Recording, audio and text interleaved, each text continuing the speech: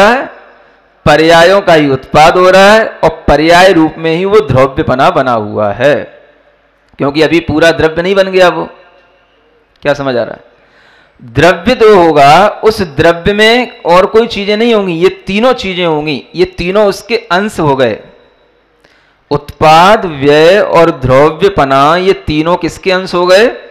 उसी द्रव्य के अंश हो गए। तो द्रव्य जो है उन तीनों को मिली हुई चीज कहलाई।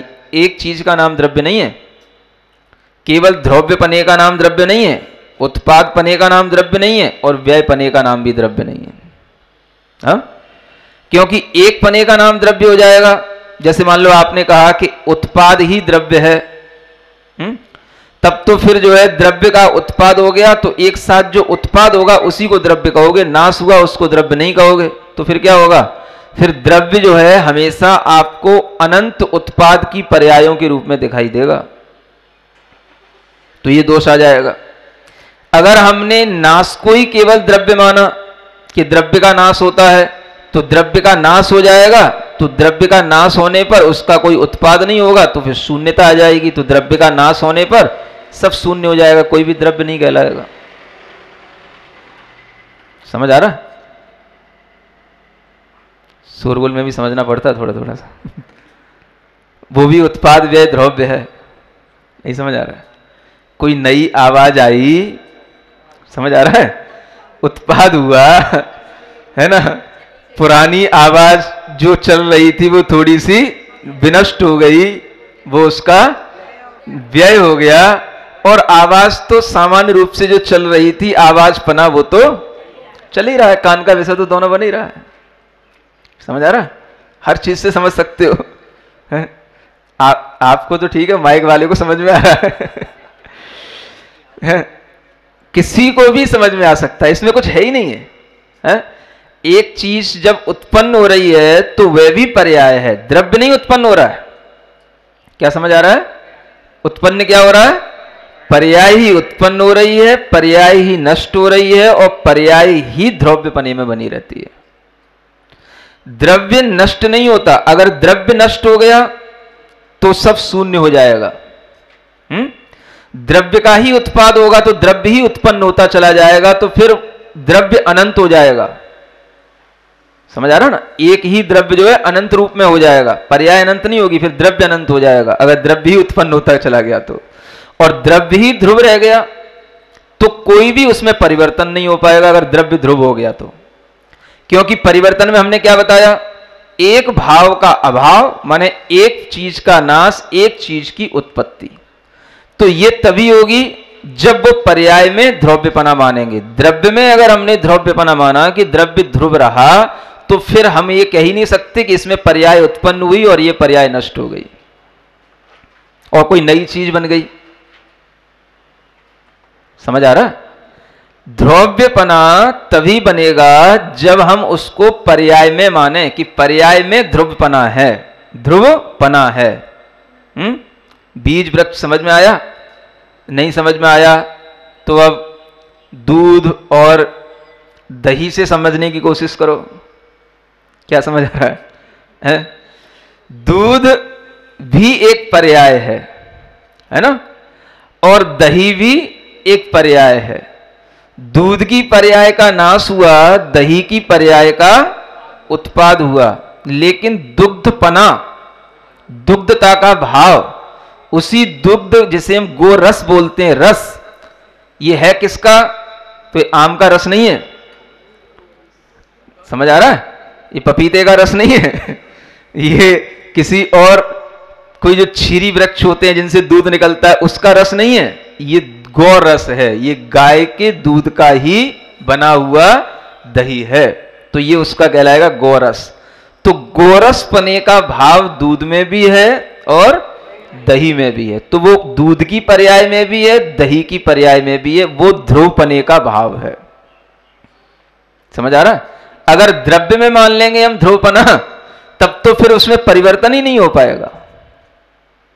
पूरा का पूरा पर्याय का विनाश, पर्याय का उत्पाद और पर्याय में ही ध्रुवपना होने पर इन तीनों का जो समूह है उसको हम द्रव्य कहेंगे। समझ आ रहा है? तो द्रव्य में क्या होगा? पर्यायों का समूह होगा। उत्पाद भी पर्याय के रूप में है, विनाश भी पर्याय के रूप में है, और उसके साथ जो परमानेंसी बनी हुई है, वह जो ध्रुवता है वह भी उसके साथ जुड़ी हुई है। तो दुग्ध के रस का भाव दूध में भी है जो लिक्विड फॉर्म में है, और जो दही के रूप में बन गया उसमें भी है। तो ये ध्रुवपने का भाव जो है वो उसकी पर्यायों में व्याप्त है? हाँ, कोई भी चीज बनाओ वो उसकी पर्याय में ध्रुवपने का भाव व्याप्त है। कौन से ध्रुवपने का? दुग्ध रस का ध्रुवपना है जो हर पर्याय में आगे आगे आपको मिलेगा। चाहे उसका अब आगे मावा बनाओ, चाहे मक्खन बनाओ, चाहे ठंडाई बनाओ, कुछ भी बनाओ, है वो उसमें दूध पने का जो दुग्ध रस का भाव है वो तो सब में बना ही रहेगा। घी में भी दुग्ध से ही तो घी बनता है। घी भी तो दुग्ध रस का ही एक प्रोडक्ट है। तो वह उत्पाद, व्यय और द्रव्य, ये तीनों पर्याय ही हैं, ये समझने की कोशिश करो। और द्रव्य क्या है? तो इन तीनों को जो समूचा देख रहा है वो द्रव्य है। समझ आ रहा है? इन तीनों का जो एक साथ ग्रहण कर रहा है वो द्रव्य है। तो इसी द्रव्य को समझने के लिए, पर्याय को समझने के लिए, देखो आचार्य प्रवाचन जी महाराज ने जो अन्य जो पहले के आचार्य हैं, आचार्य अमृतचंद जी महाराज, जयसेन जी महाराज, उनकी एकदम से नकल नहीं की इस टीका में। इस टीका में भी कुछ नई चीजें हैं और उन्होंने जो है एक अपना अलग उदाहरण दिया है। और इसको समझाने के लिए जो पहले के दो आचार्यों ने कोशिश की, उससे भी जो चीज समझ में नहीं आती वो आचार्य प्रवाचन जी की छोटी सी टीका से समझ में आती है। समझ आ रहा ना? ये तीसरी टीका है जिसका नाम क्या है? तब याद नहीं रहा। इस टीका का नाम क्या है? सरोज भास्कर टीका है। ये आचार्य प्रवाचन जी महाराज की टीका चल रही है। तो आचार्य क्या कहते हैं कि देखो, ये पर्यायें जो होती हैं, उत्पाद स्थिति भंगा विद्यन्ते पर्यायेषु, और पर्याय कैसी होती हैं? अन्वय व्यतिरेक स्वरूपेषु। पर्यायें दो प्रकार की कह रहे हैं। अन्वय रूप भी पर्याय होती है और व्यतिरेक रूप भी पर्याय होती है। अन्वय का मतलब जो उसके साथ अनु अनु अनु उसके साथ साथ साथ चले, वो हो गया अन्वय। माने जिसमें कंटिन्यूटी जुड़ी हुई है वो क्या हो गया? अन्वय। और जिसमें हमें डिफरेंस दिखाई दे उसको बोलते हैं व्यतिरेक, भिन्नता। तो पर्याय दोनों प्रकार की होती है, भिन्न रूप भी होती है और अभिन्न रूप भी होती है। अन्वय रूप का मतलब हो गया जो उसके साथ कंटिन्यूटी में जुड़ी हुई है, वो अन्वय रूप पर्याय हो गई। और भिन्न रूप पर्याय क्या हो गई? व्यतिरेक रूप पर्याय, जो भिन्न भिन्न रूप में दिखाई दे रही है। बीज, अंकुर, ये भिन्न भिन्न पर्याय हो गई, और वृक्षपना ये उसकी अन्वय पर्याय हो गई। दूध, दही ये भिन्न भिन्न पर्याय हो गई, और दुग्धपना, गोरसपना ये उसकी अन्वय रूप पर्याय हो गई। समझ आ रहा? और समझने के लिए यहां देखो एक अच्छा उदाहरण दे रहे हैं। अन्वय रूप पर्याय रूपोई पर्यायो मनुष्य लक्षण। अब जैसे मनुष्य पर्याय है, हम क्या कहते हैं? ये एक मनुष्य पर्याय है। समझ आ रहा है? अब ये पूरी एक मनुष्य पर्याय है जो गर्भ से लेकर के अंतिम मृत्यु के समय तक चल रही है। ये एक पूरी मनुष्य पर्याय है। तो इसको क्या बोलेंगे? ये हो गई अन्वय रूप पर्याय। ये क्या हो गई? अन्वय रूप पर्याय। और इसकी जो स्थिति है वो कब तक रहेगी? इस पर्याय की स्थिति जब तक मनुष्य आयु चलेगी, जब तक मनुष्य भव रहेगा तब तक इस पर्याय की स्थिति बनी रहेगी। समझ आ रहा ना? तो ये हो गई अन्वय रूप पर्याय। अब इसी में कहते हैं बाल, कुमार, क्रस, स्थूल आदि लक्षणों व्यतिरेक पर्याय। क्या समझ आ रहा है? जो बाल्यावस्था थी वो भी एक पर्याय है, युवावस्था आई वो भी पर्याय है, वृद्धावस्था आई वो भी पर्याय है। तो ये पर्याय कैसी हो गई? ये भिन्न भिन्न पर्याय हो गई, ये व्यतिरेकिण पर्याय हो गई। क्या समझ आया? हाँ, अन्वय रूप पर्याय वही चल रही है, मनुष्य रूप पर्याय। और उसी मनुष्य में पहले बाल था, फिर युवा हो गया, फिर वृद्ध हो गया। तो उसी पर्यायों में ये भिन्नता दिखाई दे रही। तो व्यतिरेक का मतलब हो गया भिन्न भिन्न, अलग अलग पर्याय, और एक साथ वह मनुष्य पर्याय के ही भेद हैं, इसलिए वो क्या हो गई? अन्वय रूप पर्याय।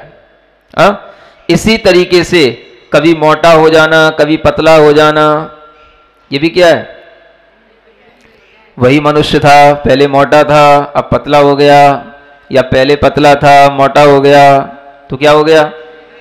उसकी पर्याय में भिन्नता आई, लेकिन मनुष्य तो वही है। तो मनुष्य पने का जो भाव है, वह मनुष्यता का भाव जो उसके अंदर अन्वय रूप से चल रहा है, वह भी उसकी ध्रुव रूप पर्याय है। वो पर्याय में ही घटित हो रहा है। ध्रुवपना किसमें चल रहा है? पर्याय में। समझ आ रहा है? और इन सब पर्यायों का जो समूह है उसका नाम द्रव्य है। अब हम जो मनुष्य पर्याय से शुरू से लेकर अंत तक की इन पर्यायों का जो समूह देखेंगे, वही समूह को हम कहेंगे ये आत्म द्रव्य की पर्यायों का समूह है। समझ आ रहा है ना? आत्म द्रव्य की मनुष्य पर्यायों का ये समूह है। तो आत्म द्रव्य कितना है? तो इस पर्याय की अपेक्षा से आत्म द्रव्य कितना है? जितना ये मनुष्य पर्यायों का समूह है। अन्वय रूप मनुष्य पर्याय के साथ में जो व्यतिरेकी मनुष्य पर्याय हैं, भिन्न भिन्न मनुष्य पर्याय हैं, उनका सब समूह मिला लोगे तो उसी का नाम ये मनुष्य का द्रव्य है, और यही मनुष्य का ध्रुवपना हो गया। समझ आया? ये उत्पाद, व्यय और ध्रुव, ये तीनों चीजें इस तरह से पर्याय में ही सिद्ध होती हैं। और ये पर्याय कहां हैं? तो पर्याय द्रव्य में होती हैं। ध्रुवपना व्याप्त है, मनुष्य पर्याय में व्याप्त है, तो वो मनुष्य पर्याय का जो ध्रुवपना व्याप्त है वो किसमें व्याप्त है? आत्म द्रव्य में व्याप्त है। वह आत्म द्रव्य के साथ में वह मनुष्य पर्याय का ध्रुवपना बना हुआ है। तो द्रव्य और उसके निकलने वाली पर्यायें, उन पर्यायों के समूह को द्रव्य कहते हैं। और जितनी भी पर्याय निकलती हैं वो सब द्रव्य में ही होती हैं। और पर्यायें तीन प्रकार की होती हैं, अन्वय रूप और व्यतिरेक रूप। ये इस तरीके से करेंगे तो दो प्रकार की हो गई, और तीन प्रकार की इसी में से कर देंगे तो व्यतिरेक रूप पर्याय दो प्रकार की और अन्वय रूप पर्याय एक प्रकार की। तो अन्वय रूप हो गई ध्रुव पर्याय, स्थिति रूप जो पर्याय है वो हो गई अन्वय पर्याय, और व्यतिरेक पर्याय उत्पाद और व्यय रूप हो गई। तो उत्पाद, व्यय और ध्रुव्य ये तीनों ही पर्याय हैं, और पर्यायों के समूह से ही द्रव्य की निष्पत्ति होती है। इसलिए ये भी समझें कि द्रव्य तो आधार होता है और पर्याय उसके आधार से रहने वाली होती हैं। क्या समझ आ रहा है? हाँ, द्रव्य तो एक आधार है और पर्याय उसके आधार से रहने वाली हैं। तो द्रव्य कहां रह गया? पर्यायों में ही तो द्रव्य रह रहा है। पर्यायों से भिन्न तो द्रव्य रह नहीं रहा है। तो ध्रुवपना भी जो है उसका पर्याय में ही सिद्ध हो जाता है। क्योंकि जो द्रव्य है वो अपनी पर्याय बदल करके एक पर्याय के उत्पाद को करता है, तो एक पर्याय का नाश कर लेता है। अब ध्रुव्यपना हमने देखा, तो ध्रुव्यपना क्या है? वो उस पर्याय में भी था ध्रुव भाव और उस पर्याय में भी था ध्रुव भाव। तो वही ध्रुवपने का भाव जो है उस दोनों पर्यायों के साथ में जो जुड़ा हुआ है, वही उसका ध्रुव्यपना, उसकी पर्याय कहलाई। इसलिए द्रव्य जो होता है वो आधार होता है किसका? उत्पाद का भी, व्यय का भी और स्थिति का भी। इन तीनों से मिला हुआ जो पदार्थ का अस्तित्व बना रहता है, उस अस्तित्व को ही द्रव्य कहा जाता है। इन तीनों से मिलकर के पदार्थ का अस्तित्व बनता है। उत्पाद, व्यय, द्रव्य युक्तम सत। क्या कहा? उत्पाद, व्यय और द्रव्य, इनसे युक्त होकर के, इनसे सहित होकर के जो चीज है वो क्या है? सत है। मतलब उस पदार्थ का अस्तित्व है जिसमें ये तीनों चीजें होंगी, या यूं कहें कि उसी का अस्तित्व होता है जिसमें तीनों चीजें होती हैं। और सत द्रव्यस्य लक्षणम। फिर सत क्या है? तो वह द्रव्य का लक्षण है। तो द्रव्य अलग चीज हो गई। द्रव्य किससे बिलोंग कर रहा है? सत से। द्रव्य का लक्षण क्या है? सत।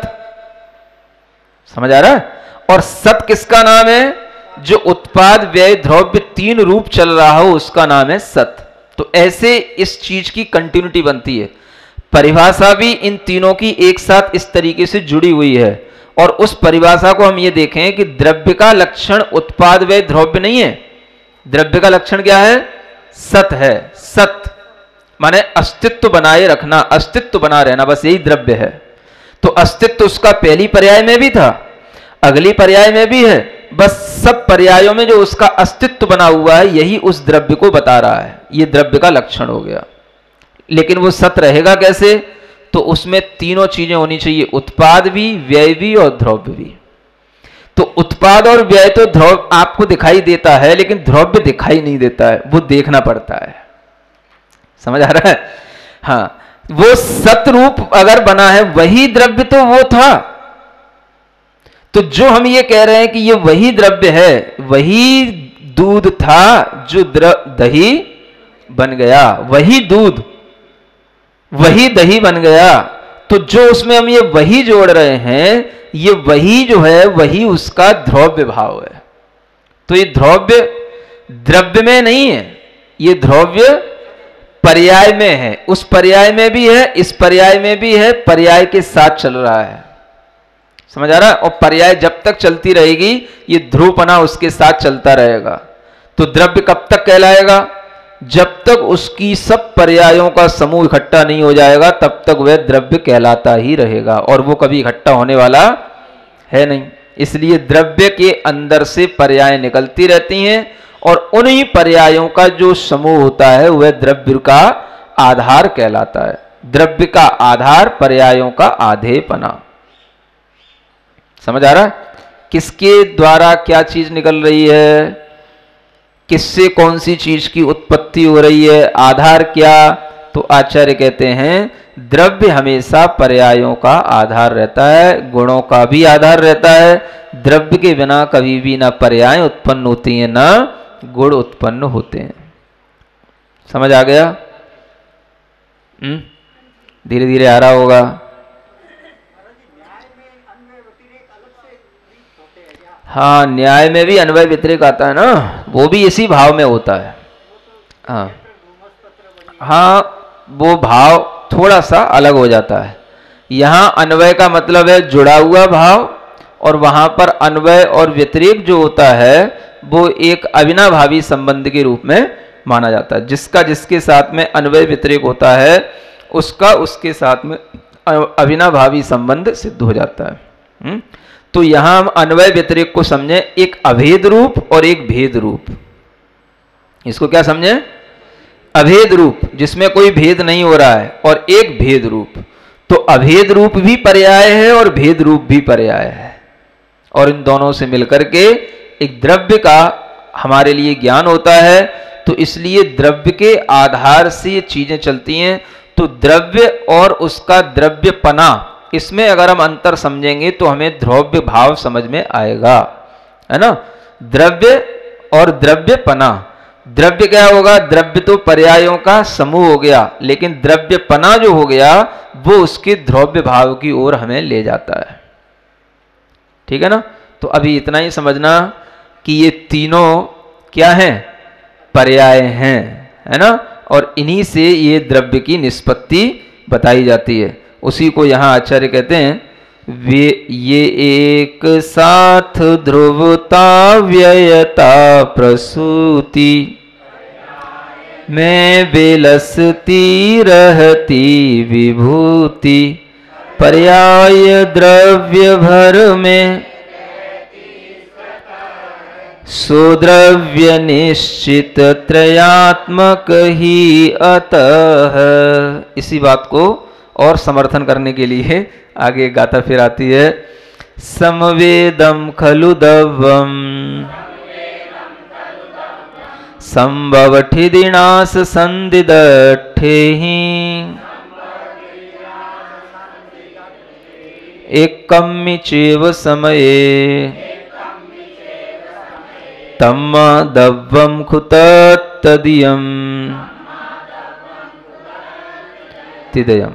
फिर पढ़े समवेदम खलु दव्वम संभव ठिनाश संसिदठे ही।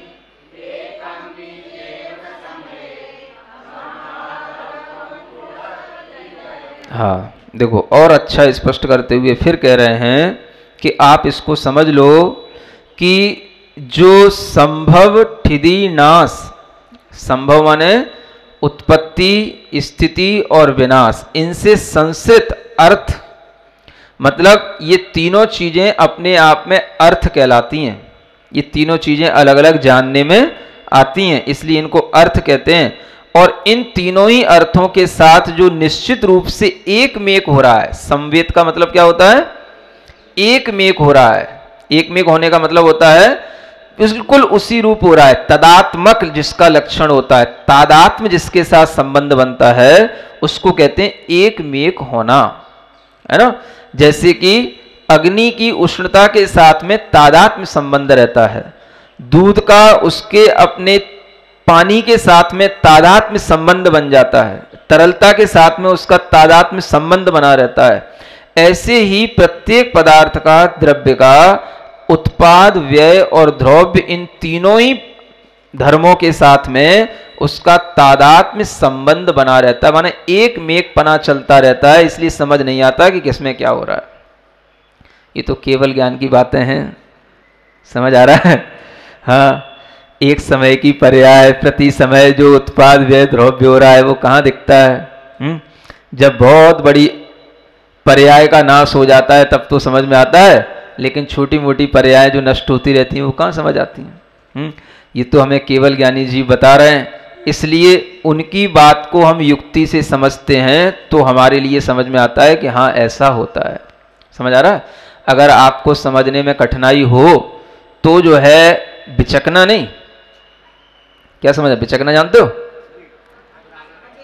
गैया लाइन पे चल रही थी, एकदम से बिचक गई तो लाइन से हट गई, तो बिचकना नहीं कभी भी। उसको समझने की कोशिश करते हुए भी अगर हमें समझ में ना आए तो एक बात जरूर समझ लेना कि भैया ये जिनवाणी केवल ज्ञान का विषय है, केवल ज्ञानी के द्वारा बताई हुई है, इसलिए इतनी हार्ड लग रही है कि अपने को मति श्रुत ज्ञान से समझ में नहीं आ रही। अब होगी भी थोड़ी तो हार्ड होनी चाहिए। हम वर्णन कर रहे हैं सूक्ष्म परिणति का जो हमें दिखाई नहीं देती, एक समय की परिणति जो हमें दिखाई नहीं देती है, हम उसका वर्णन कर रहे हैं। और वो वर्णन बिल्कुल किनके मुख से निकला? जो केवल ज्ञानी सर्वज्ञ भगवान, उनके मुख से निकला, और उन्हें वो चीजें बिल्कुल स्पष्ट दिखाई दे रही हैं। अब हम उसको अपने इंद्रिय ज्ञान के माध्यम से, अपने मति ज्ञान और श्रुत ज्ञान के माध्यम से समझ रहे हैं। समझ आ रहा है? समझा रहे हैं। तो जितना समझ में आएगा उतना ही आएगा, जितना कोई समझा पाएगा उतना ही समझा पाएगा। हम लाख भी कोशिश करें समझाने की, अगर आपके मति ज्ञानावरण का और श्रुत ज्ञानावरण कर्म का क्षयोपशम नहीं है तो आपको समझ में नहीं आ पाएगा। ये भी बात है। समझ आ रहा है? इसलिए कभी कभी आप देखना, हमने जैसे मान लो आधा घंटा बोल दिया है ना, हमने 3 उदाहरण देकर के बता दिया, उसके बावजूद भी अपने दिमाग में देखना प्रश्न वहीं का वहीं खड़ा रहेगा। नहीं समझ आ रहा? फिर हम आपसे पूछेंगे समझ आया? तो आप कहोगे समझ तो आया, लेकिन महाराज वो द्रव्य तो द्रव्य में ही हुआ ना। नहीं समझ आया? तो ये क्यों? तो ये इसलिए कि हमने उसको समझने की कोशिश तो की, लेकिन वो वास्तव में हमारी समझ में इसलिए नहीं आ पाया कि हमारे ज्ञानावरण कर्म का क्षयोपशम उसके लायक बैठ नहीं रहा है। समझ आ रहा है? तो उस कारण से हमारे दिमाग में फिर प्रश्न वहीं का वहीं खड़ा रहता है। सब कुछ सुन भी लेंगे, फिर भी हम बात फिर वहीं की वहीं ले आएंगे, और वहीं की वहीं बात फिर वही प्रश्न शुरू कर देंगे। कई बार ऐसा होता है। समझ आ रहा ना? जैसे क्रमबद्ध पर्याय का वर्णन कर रहे थे है? तो सब पर्याय का सब वर्णन हो गया, फिर वहीं की वही बात फिर वहीं आ जाती है। तो ये क्यों आ जाती है कि हमारे ज्ञानावरण कर्म का क्षयोपशम इतना नहीं होता कि हम सुन तो रहे हैं, हमें ये तो सुनाई पड़ रहा है कि हम सुन रहे हैं, हम उस विषय में सुन रहे हैं, लेकिन वो बात हमारे भीतर तक समाती नहीं है। समझ आ रहा है? तो फिर कोई हमसे पूछता है क्या समझ आया? समझ तो आया, वो भी इसलिए कहना पड़ता है कि भाई विनय करनी है कि समझ तो आया। लेकिन महाराज बात तो बताओ कि वो ध्रुवता तो द्रव्य में ही होगी ना। क्रमबद्ध पर्याय ही तो होगी जब हार का उदाहरण दिया है तो। तो कुल मिलाकर के प्रश्न हमारे सामने जब पुनः पुनः वही खड़ा हो तो समझना कि हमारे लिए समझाने के बाद भी हमारे ज्ञान के क्षयोपशम की कमी के कारण से वो भीतर नहीं जा रहा है। कोई चीज जब भीतर प्रवेश नहीं कर रही तो घूम घूम करके जो है ना बाहर वहीं की वहीं आ जाती है और वो वहीं प्रवेश, वो उसका वहीं की वहीं स्थान बना रहता है। समझ आ रहा है ना? तो ऐसे ही हृदय में अपना ज्ञान प्रवेश नहीं कर रहा है तो वो बार बार घूम घूम करके दिमाग में वहीं का वहीं खड़ा रह जाता है बस। तो इसी को आचार्य कहते हैं अपने मति ज्ञान श्रुत ज्ञान के क्षयोपशम की कमी होना, है ना। और ये होए भी तो इसमें घबराने की जरूरत नहीं है। क्यों नहीं जरूरत है? क्योंकि ये केवल ज्ञान के द्वारा देखा हुआ विषय है जिसको कहा गया है, और उसको कहने के लिए भी जो है कितना मेहनत करते होंगे आचार्य, जब उसी एक एक बात को हर गाथा में कोई ज्यादा नया सेंस नहीं निकल रहा है। समझ आ रहा है ना? हर गाथा में, लेकिन उसकी शब्दावली बदल बदल करके समझाने की कोशिश कर रहे हैं। अब यहां क्या कहने लगे?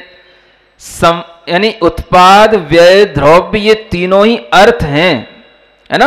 अर्थ माने ये जो है जानने में आने वाली ये तीनों चीजें हैं। अर्थ का मतलब होता है अर्यते परिच्छिद्यते इति अर्थ, जो जानने में आए। तो किसके जानने में आए?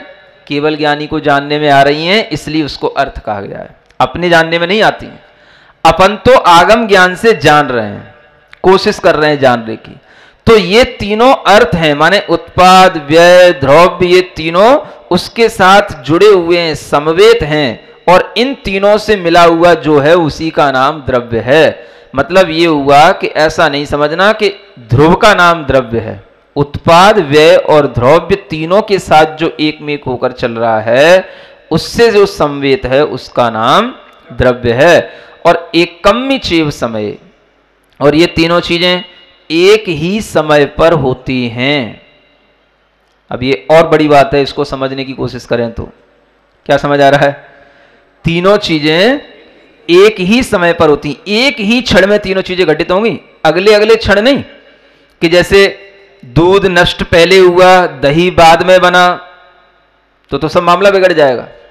क्योंकि दूध नष्ट पहले हुआ तो दही बाद में बना, अगले क्षण बना। तो वो दूध ने अगले क्षण में क्रॉस कैसे किया दही बनने के लिए? समझ आ रहा है? बीज था, बीज ही अंकुर बन गया। तो बीज पहले था, अंकुर बाद में आया, तो बीज और अंकुर के बीच में फिर एक क्षण का अगर हमने अंतर कर दिया तो बीच में तो फिर ध्रुवता टूट गई। तो वह तो उसी का वह पर्याय, वो कहने का भाव ही नहीं आएगा, वो चीज ही नहीं बनेगी। ऐसी कोई चीज होती ही नहीं। समझ आ रहा है? मनुष्य पर्याय का नाश होना, देव पर्याय का उत्पन्न होना। ऐसा नहीं कि पहले मनुष्य पर्याय का नाश हो गया, मनुष्य आयु समाप्त हो गई, फिर बाद में जो है देव आयु अगले क्षण उत्पन्न हुई। ऐसा नहीं।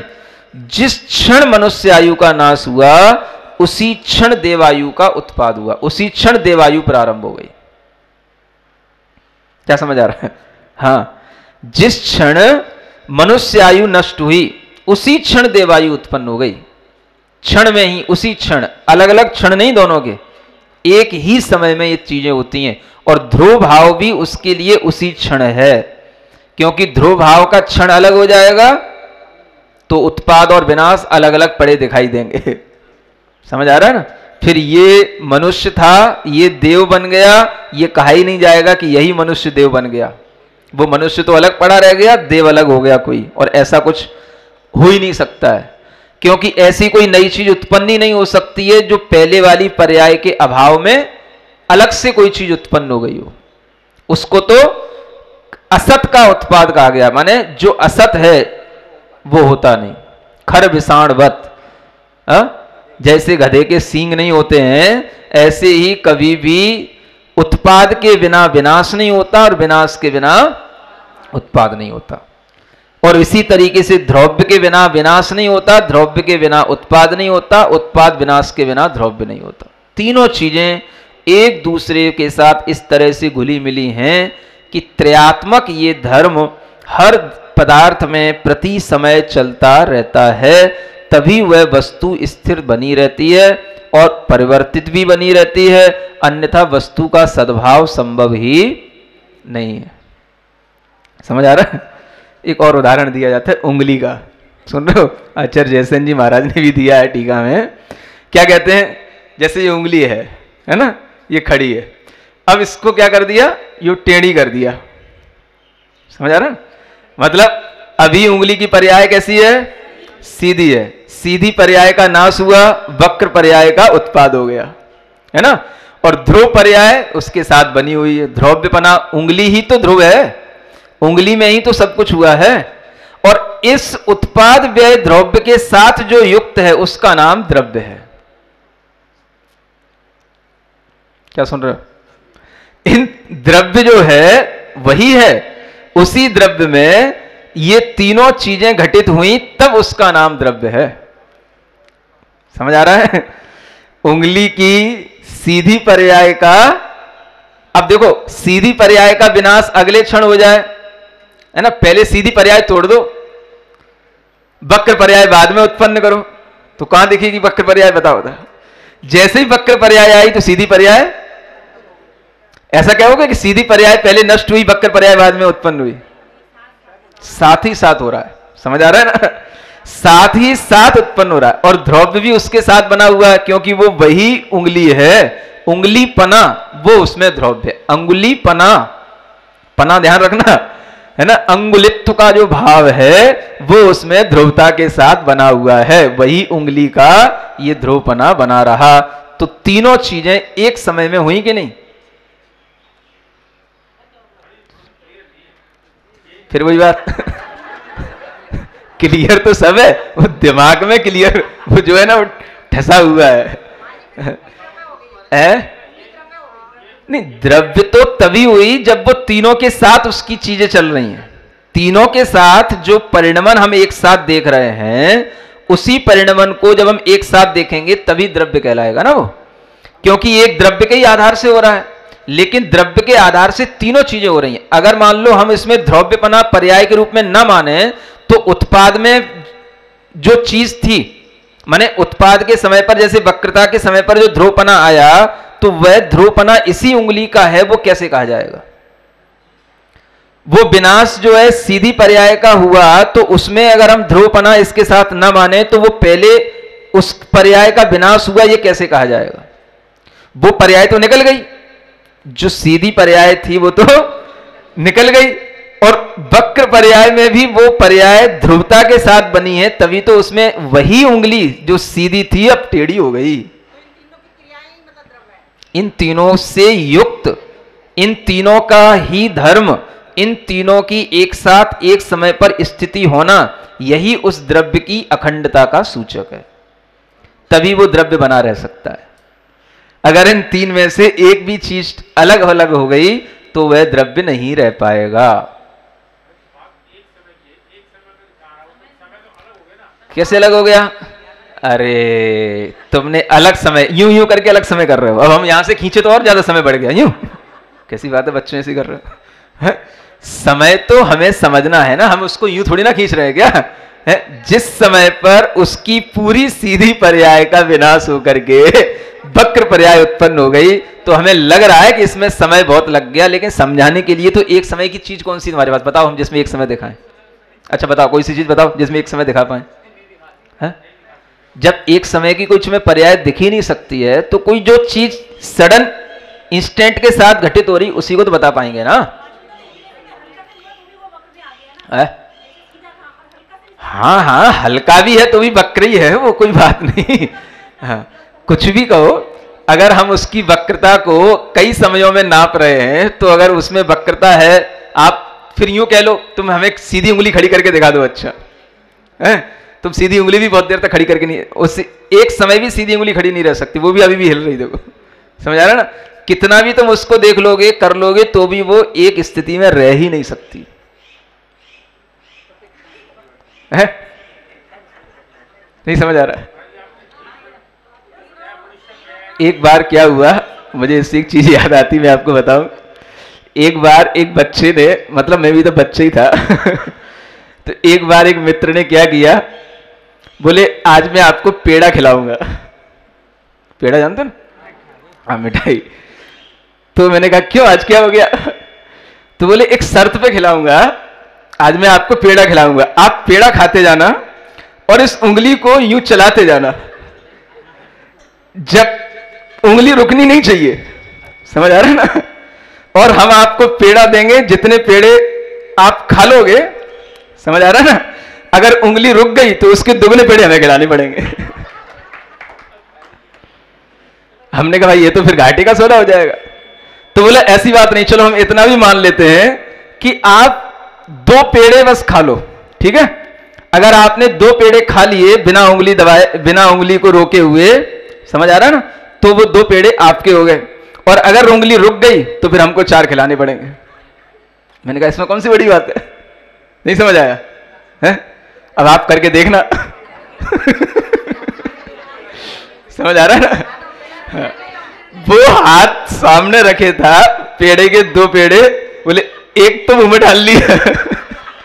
अब उसके साथ उंगली चलती रही चलती रही चलती रही, और जैसे ही दूसरा पेड़ा मुंह में जाएगा अपने आप उंगली बंद हो जाएगी। समझ आ रहा है? करके देख लेना घर पे जाके। तो कहने का मतलब यह है, जब हमें इतना स्थूल परिणमन भी दिखाई देता है तो प्रति समय होने वाला परिणमन हमें कैसे दिखाई देगा? प्रति समय होने वाले परिणमन को दिखाने के लिए हमें स्थूल परिणमन से ही समझाना पड़ेगा ना। तो एक समय वाला परिणमन भले ही इस उंगली में हमें लग रहा है कि ऐसा करने में काफी टाइम लग गया, 1 सेकंड भी बहुत होता है, क्योंकि असंख्यात समय होगा 1 सेकंड में भी है? समय तो वो सूक्ष्म इकाई है। तो आचार्य उसकी बात कर रहे हैं जो प्रति समय प्रति क्षण घटित हो रहा है, उसको समझाने के लिए उदाहरण दिया जा रहा है। आ रहा समझ में? तो इसको समझने की कोशिश करें, भले ही हमारी समझ में ना आए तो आगम प्रमाण मान करके हम ये समझें कि ये हमें स्थूल पर्यायों में तो समझाने के लिए हमें अनेक उदाहरण दिए जा रहे हैं, लेकिन वास्तव में जो सूक्ष्म पर्याय हैं उनमें तो ये प्रति समय घटित हो ही रहा है। तो हमें इससे उसको ध्यान में रखना है जो हमें दिखाई नहीं दे रहा है। मतलब कि अगर ये पर्याय का परिणमन नहीं होता तो हमारे अंदर ही बाल अवस्था छूट करके युवावस्था कैसे आ जाती, और हम उसको उसी रूप में कैसे मानते कि हम ही पहले बच्चे थे, हम ही बड़े हो गए। तो ये यही अन्वय रूप पर्याय उसका ध्रुव्य भाव है, और जो उसके साथ भिन्न भिन्न बाल युवावस्था हो गई ये उसकी उत्पाद और व्यय अवस्था है, और इन तीनों के साथ में जो चल रहा है वह उस द्रव्य का स्वभाव है। वो तीनों उस द्रव्य के साथ एक मेक होकर के चलते रहते